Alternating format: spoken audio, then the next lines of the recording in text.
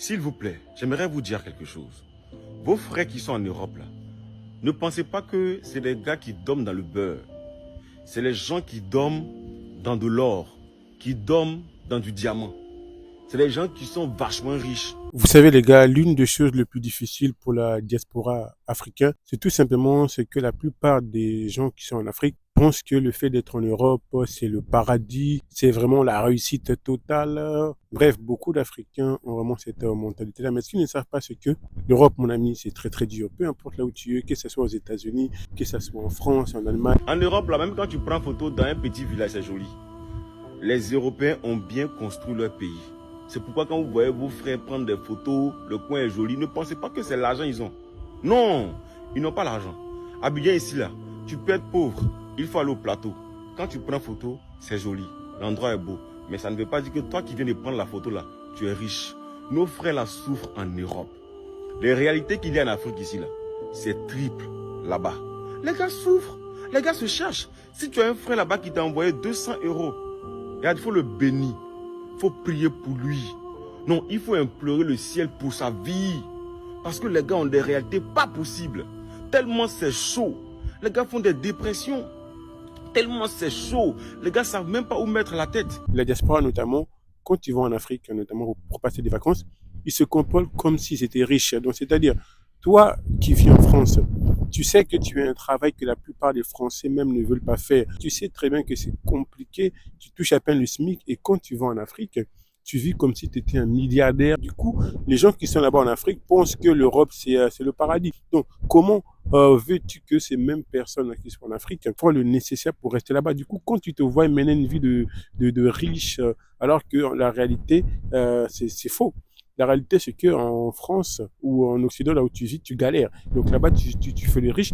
Du coup, qu'est-ce qui se passe en fait? Eux, là-bas en Afrique, ils vont penser que voilà, l'Europe, c'est vraiment le paradis. Donc, ils vont tout faire pour venir ici. Alors que tu sais très très bien au plus profond de toi que ce n'est pas si facile que ça. Donc voilà pourquoi même ceux qui sont en Afrique, ils ne réfléchissent plus. C'est-à-dire, qu'est-ce qu'ils font? Ils font tout... dès qu'ils ont un petit problème, dès qu'ils ont un petit pépin, ils vont déranger les gens qui sont ici en Europe. Ils vont appeler ça le frère, le cousin, pour qu'il leur envoie de l'argent. Je vous dis que les réalités en Europe, là, il n'y a pas ça en Afrique ici. En Afrique ici, là, tu peux rester à la maison jusqu'à 30 ans, à 35 ans, soit même à 40 ans même. En Europe, tu n'as pas cœur. Dès que tu as 18 ans, on veut te mettre à la porte. Tes propres parents veulent te chasser. Ici, là, tu peux trouver tes amis en train de boire des bières. Tu vas t'asseoir, tu n'as rien. Ils vont acheter pour toi. Mais en Europe, qui va acheter pour toi? Ici, tu peux acheter tes gars. Ils ont acheté Garba. La nourriture, ils vont t'inviter à manger. En Europe, qui va te nourrir? Tu as faim, c'est ton problème. On a des frères même qui mangent dans la poubelle là-bas. On a des frères qui mendient là-bas. Regardez les gars, les réalités sont énormes. C'est parce que vous ne discutez pas réellement avec vos frères qui sont là-bas. Vous, quand vous les appelez, la seule chose que vous voulez savoir ou la seule chose que vous voulez, c'est l'argent. Habits, cadeaux, téléphone, et ma perruque là, et telle chose là, j'ai vu telle chose. Vous ne posez jamais la question, est-ce que ça va là-bas? Ne voyez pas parce que vos frères là brillent. Vous allez dire que ça va chez eux. Hein? Ça ne va pas chez les gars là. Ils souffrent. D'autres même sont là-bas, ils regrettent d'être partis. Ils regrettent même d'être partis. Mais comme ils ne peuvent pas faire retour, ils sont obligés de rester là-bas, de grouiller, de batailler, de subir les frustrations, les humiliations, de traverser la tempête, le feu, jusqu'à venir ici. Vous ne voyez pas que quand nos frères là vont, ils vont avec une mentalité. Quand ils reviennent avec une autre mentalité. Le gars qui partait, qui était jovial, qui partageait tout, à son retour, il devient peut-être avare. C'est parce que les réalités de l'Europe là, on ne peut pas tout expliquer. Quand il y a un truc qui ne va pas, la plupart des gens qui sont en Afrique, en fait, leur cerveau, il est éteint, ils ne réfléchissent même plus. Ils vont automatiquement appeler quelqu'un ici en Europe pour leur envoyer de l'argent.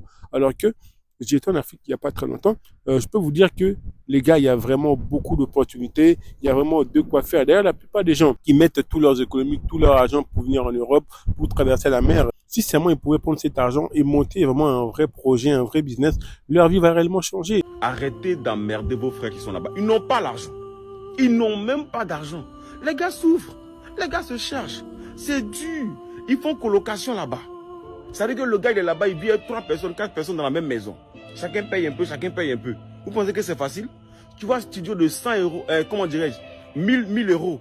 C'est petit comme ça. On dirait boîte d'allumettes. 1000 € qui peut louer villa de 4 pièces, 5 pièces ici là. Là-bas là, ça loue boîte d'allumettes.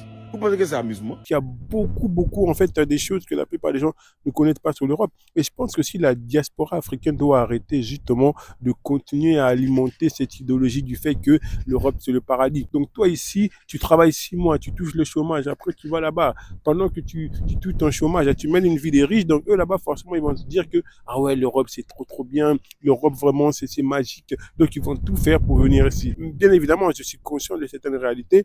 Je suis conscient que, oui, l'Afrique, c'est beaucoup plus compliqué. La différence entre l'Europe et l'Afrique, c'est que ici, en Europe, quand tu galères, c'est vrai qu'il y a des aides, il y a toutes ces choses-là, mais ce n'est pas le paradis. Hein, ce n'est pas ce que les gens peuvent imaginer en Afrique, que l'Europe, ça y est, quand tu es ici, ça y est, tu es arrivé au bout de, voilà, tu es arrivé en tout cas, quoi, que tout va te réussir. Non, c'est pas ça, mon ami. Si tu regardes la télé un peu près, tu vas te rendre compte qu'il y a pas mal de crises, il y a pas mal de gens qui se plaignent. En France, il y a ce qu'on appelle les gilets jaunes qui se sont plaints à un moment donné. Il y a plein de choses qui ne vont pas. Donc, en Afrique, il faut arrêter de penser que voilà, que l'Europe c'est le paradis. Dès que vous avez des problèmes, il faut forcément embêter les gens. En fait, l'une des gros soucis aussi avec la mentalité africaine, c'est que beaucoup de gens, dès qu'ils ont un problème, en fait, ils ont habitué leur cerveau à demander.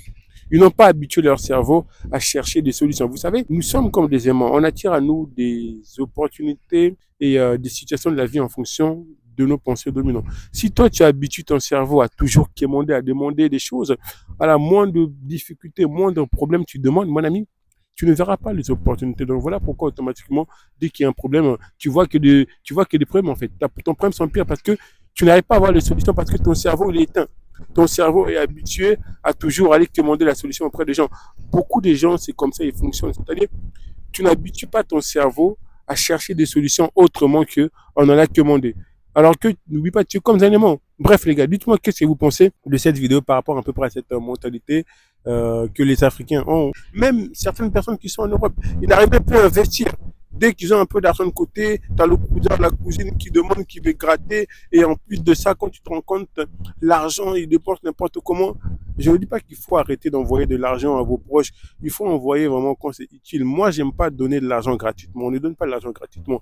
L'argent que tu donnes gratuitement, là, entre guillemets, sans rien de retour, c'est parce que pour le gagner, tu as dû souffrir. C'est à la sueur de ton front. Donc, les gens, ils doivent apprendre là où ils sont à se créer des opportunités pour générer de l'argent.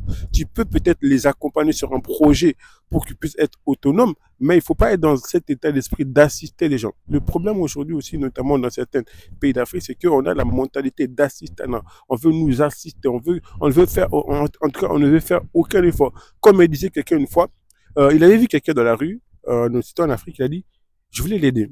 En tout cas, je voulais pas lui donner de l'argent. Je lui ai dit, OK, j'ai un business, viens le matin travailler, comme ça, tu auras une rémunération. Par contre, viens à 5 heures du matin. La personne est venue une fois, après, la personne n'est plus revenue. Il est parti, il a continué à commander parce que les gens ne veulent pas faire d'efforts. Bref, les gars, dites-moi ce que vous pensez par rapport à cette vidéo. Ça sera tout pour cette vidéo. Et merci de l'avoir suivi jusqu'à la fin. N'hésitez pas à donner votre avis en commentaire. Et moi, je vous dis à la prochaine vidéo. Ciao, ciao.